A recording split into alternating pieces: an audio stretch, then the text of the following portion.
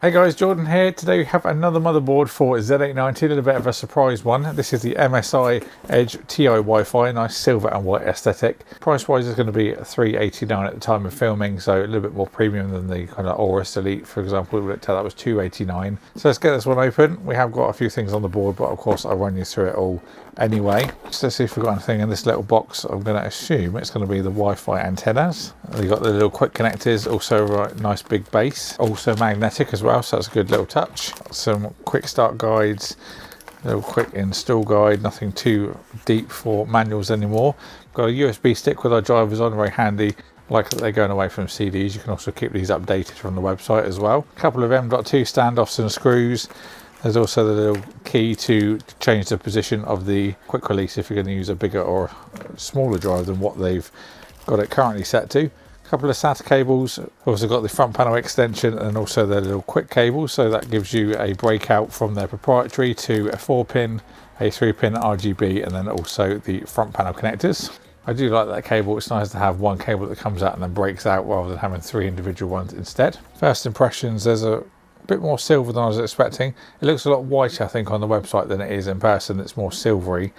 But let's do these little peels.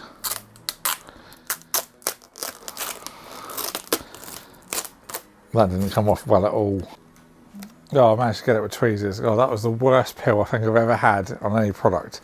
I'm glad it didn't get stuck though, because I was worried I was going to scratch it trying to get it out. There's a little piece that got stuck underneath that was just not easy to get out. I had to lift it and then kind of pull the tweezers out. Let's start looking around the board. So we've got a 16+1+1+1 duet rail power system, perfectly enough for the higher end SKUs. Let's have a look at the heat sinks as well. Very beefy aluminium or aluminum covering all those chokes and MOSFETs. On the back, just a plain grey PCB on this board, but that does mean that it keeps the cost down as you're not paying for something you won't see when it's in the case anyway. So let's have a look around the board itself. On the top left we have our first 4 pins to the system fan, and then have our EPS connectors to the right hand side instead. They aren't shielded, but they are solid pins. Then have our CPU fan 1 and also our pump 4-pin header. And there's also our first system fan below that. Postcode readout, like I've said in previous videos, I love to see these. Even budget boards I think should have them, be a really helpful thing for a beginner. Above the postcode we also have some debug LEDs. There's our 24-pin motherboard power. We've also got the proprietary connector for the breakout cable, our Type A header. Then on the right angle we have got our Type C header. That's going to be a 20 gigabits per second port. Below that we have got 4 SATA 6 gigabit ports, front panel connectors. We then have our first 5-volt addressable 3-pin, 2 more 4-pin headers. We then have 2 USB 2 headers, another 5-volt 3-pin. We then have a PCIe 8-pin connector. That will give some additional power to the PCIe lanes if you really want to overclock a graphics card. Then we have another 2 4-pin headers. So that's a total of 8 4-pin headers on this motherboard. We then have another 5-volt addressable 3-pin. So that's 3 3-pin 5-volt addressable headers. You can do another one with the breakout cable as well. So that's a total of 4 on this board.